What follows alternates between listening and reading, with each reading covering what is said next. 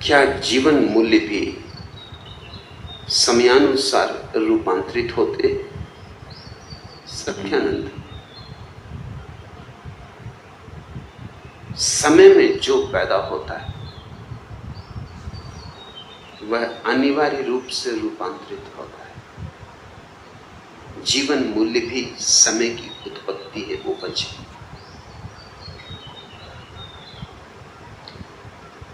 वैदिक ऋषियों के समय में जो सही था आज सही नहीं। आज जो सही है शायद कल सही नहीं होगा। रोज जागरूकता से देखते रहना जरूरी है कि समय की धारा जब बदले तो हम भी बदले, लेकिन हम कल में जीते और अस्तित्व सदा आज है। हम होते हैं कल में, बीते कल में, और अस्तित्व है आज। हमारा तालमेल टूट जाता है, इससे महादुख पैदा होता है, इससे नरक निर्मित हो जाता है, क्योंकि हम हमेशा चूकते चले जाते हैं। वर्तमान से संबंध ना हो पाए तो परमात्मा से भी संबंध हो नहीं सकता, क्योंकि वर्तमान परमात्मा है और हम रहते हैं अतीत में। हमारी धारणाएं अतीत की वो कितनी ही मूढ़तापूर्ण हो जाए मगर हम उन्हें दोहराए जाते, हम पीटे चले जाते। हम कहते हैं हमारे बाप दादों के समय से चलिए। कभी उनकी अर्थवत्ता रही होगी, जरूर रही होगी। वे पैदा इसलिए हुई कि समय की मांग रही होगी, लेकिन अब उनका कोई मूल्य नहीं। जैसे वैदिक ऋषि आशीर्वाद देते थे नव दंपतियों को कि तुम्हारे बहुत बच्चे हों। आज अगर कोई ये आशीर्वाद देगा तो गलत होगा।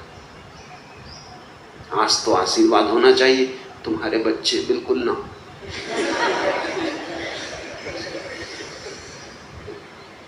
आज बहुत बच्चे हों ये आशीर्वाद नहीं है, ये तो अभिशाप हो जाएगा। समय बदल गया, स्थिति बदल गई।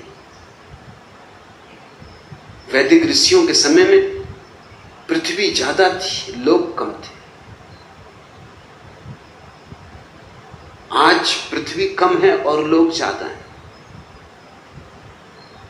लोगों से दबी जा रही है पृथ्वी, मिटी जा रही है पृथ्वी।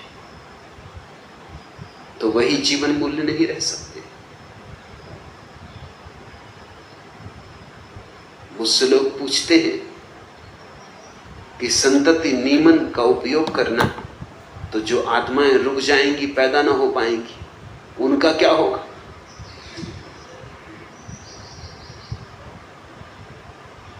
और क्या संतति नियमन करना हिंसात्मक नहीं? क्योंकि तुमने किसी को पैदा नहीं होने दिया, उसकी हत्या कर दी, होने के पहले ही हत्या कर दी।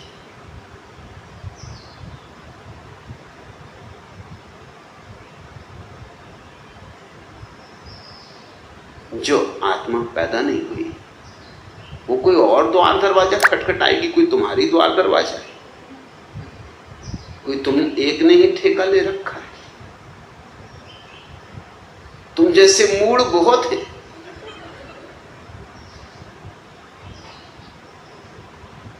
और कोई ये एक ही पृथ्वी है।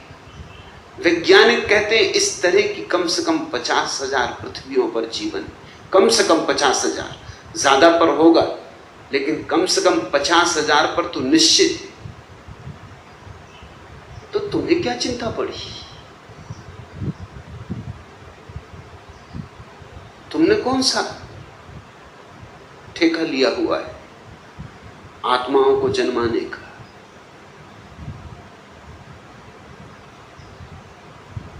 जो चलाता है इस विश्व को, चलाएगा उनको भी, उसकी जिम्मेवारी, उसकी समस्या वो समझे। तुम क्या परमात्मा की समस्याएं हल करने बैठे हो? तुम अपनी सुलझा लो, उतनी बहुत।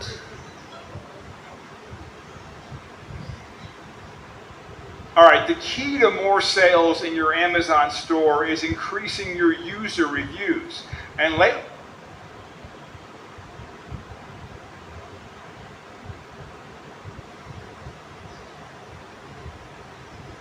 लेकिन लोग तरह तरह के प्रश्न पूछते हैं सिर्फ इसलिए कि पुरानी धारणा किसी तरह बची रहे, किसी तरह हम पुराने से चिपके रहे। और सब बदल गया है।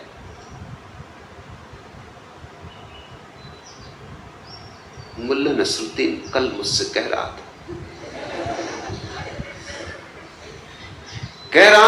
कल रात अकस्मात एक ब्यूटी गर्ल ने हमें रोका। हम समझे पहचानने में हो गया धोखा। हम कभी सुलभ लज्जा से दृष्टि झुकाए गुजर गए। कन्या के केस मारे गुस्से के बिखर गए। जोर जोर से चीखने लगी, शहर के जवां मर्दों आओ, इस शरीफ जादे से मुझको बचाओ। मैं अलकों में अवध की शाम, होठों पे बनारस की सुबह और चेहरे पे कश्मीर का पानी रखती हूं, फिर भी इस लफंगे ने मुझको नहीं छेड़ा। क्या मैं इसकी मां लगती हूं?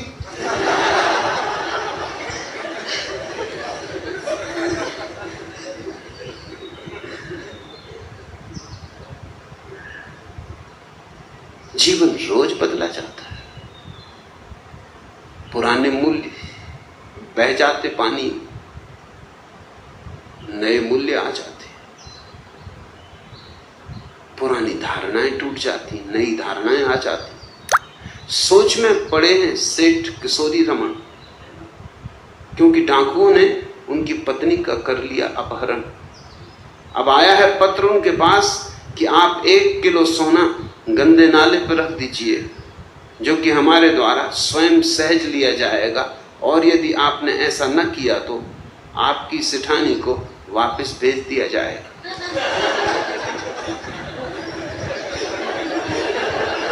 वो दिन गए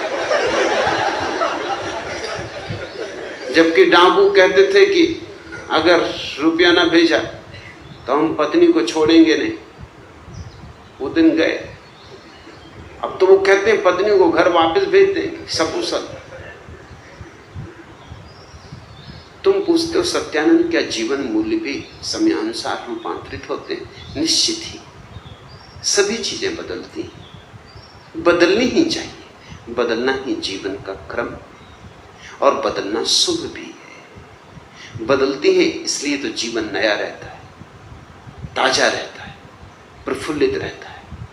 इस देश में नहीं बदलती, यही हमारी अड़चन। इस देश में सब सड़ गया है, सब गंदा हो गया है। इस देश में आज तो है ही नहीं, बस कल ही कल। रामराज्य हो चुका, स्वर्ण युग हो चुका, सतयुग हो चुका, सब हो चुका। अब हम यहां क्या कर रहे हैं? कोई ये पूछते नहीं कि अब तुम क्या कर रहे हो। जब सब हो ही चुका तब तुम भी हो चुको। अब तुम क्यों नाहक कष्ट उठा रहे हो? अब कुछ होने को तो बचा नहीं। अब तो कलयुग ही कलयुग है, दुर्दिन दुर्दिन। अब तो दुख ही दुख है। अब सार क्या है जीने? 2 हिप्पी कैलिफोर्निया के एक रास्ते से गुजर रहे थे। महा हिप्पी मील भर तक चलते रहे चुपचाप, अपनी अपनी धुन में मस्त। आखिर एक ने दूसरे से कहा कि बर्दाश्त के बाद, क्या तूने अपने पतलून में पाखाना किया?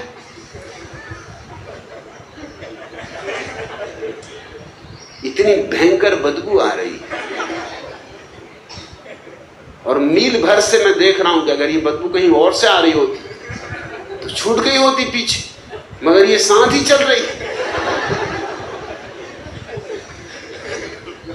दूसरे ने कहा कि नहीं नहीं, बिल्कुल नहीं, मगर पहला भी ऐसा मानने वाला उससे उतार पतलून।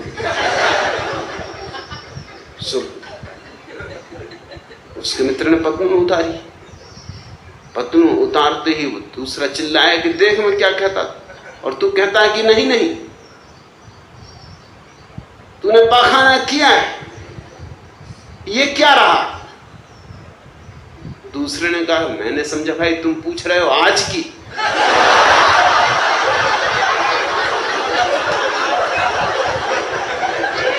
आज नहीं किया।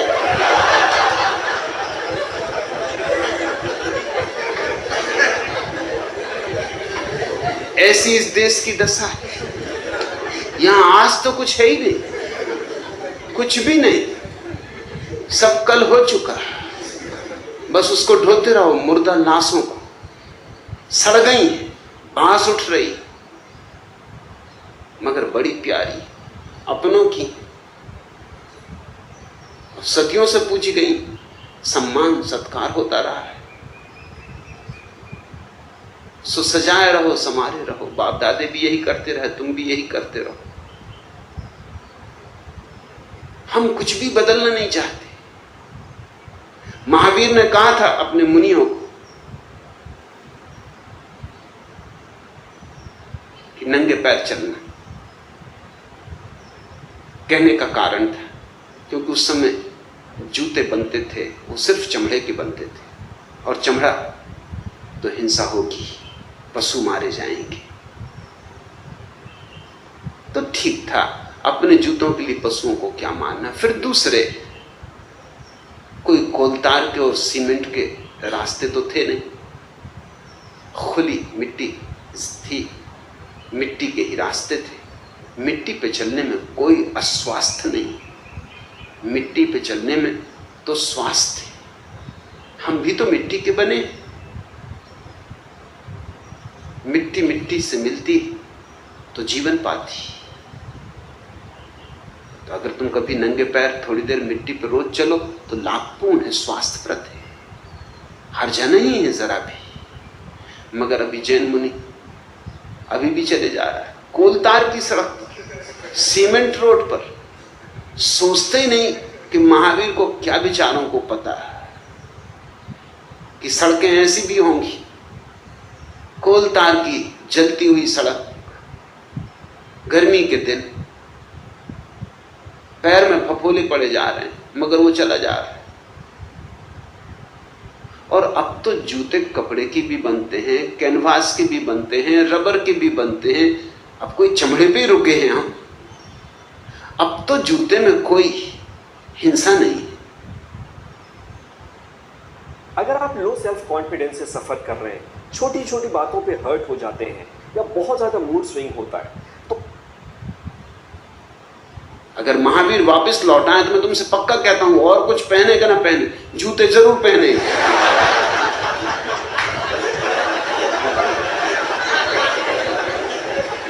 एक दिन एक आदमी ने और उसकी पत्नी ने मुल्ला नसरुद्दीन के द्वार पर दस्तक दी। दरवाजा खोला, नसरुद्दीन ने झांक के देखा, पति पत्नी खड़े। पति पत्नी बहुत हचकचाए क्योंकि मुल्ला बिल्कुल नंगा था, जूते पहने था और टोप लगाया था, टाई भी बांध रखी थी। अब एकदम से जा भी नहीं सकते थे, अब आ ही गए।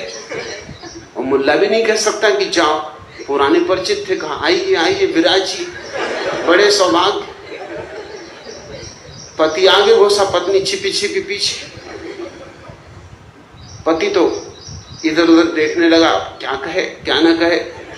कुछ सोच के भी आया था जिस काम से, वो भी एकदम भूल गया। ये नंगा आदमी, और बिल्कुल नंगा होता तो भी ठीक था। ये टोपी लगाए, जूते भी पहने और टाई भी बांधे है, और बाकी सब चीजें नदारत, असली चीजें नदारत। मगर पत्नी से न रहा गया। पत्नी ने कहा कि मुल्ला जी, क्या मैं पूछ सकती हूं कि आप नंगे क्यों बैठे? मुल्ला ने कहा कि भाई इस समय मुझे मिलने कोई आता ही नहीं, ये मेरे फुर्सत का समय, विश्राम का समय। सो घर में कोई है ही नहीं, तो अकेला अपने मस्त नग्न बैठता हूं, आराम करता हूं। अब दिन भर कसे कसे बेल्ट बांधे हुए हैं, पैंट बांधे हुए हैं, जैकेट पहने हुए हैं, कोट चढ़ाए हुए हैं, जान निकल जाती।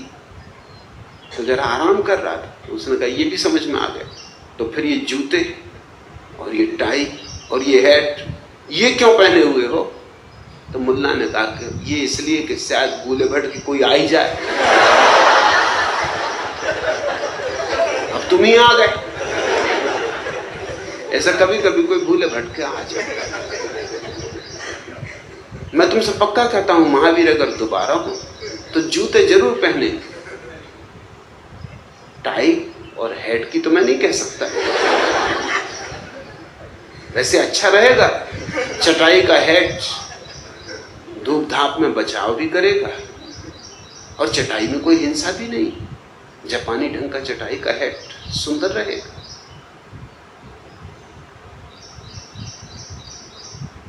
लेकिन जैन मुनि लकीर का फकीर है, वो कैसे पहन सकता है? पैर में फफोले पड़ जाते हैं जैन साध्वियों के, साधुओं के, कपड़े बांध लेते हैं।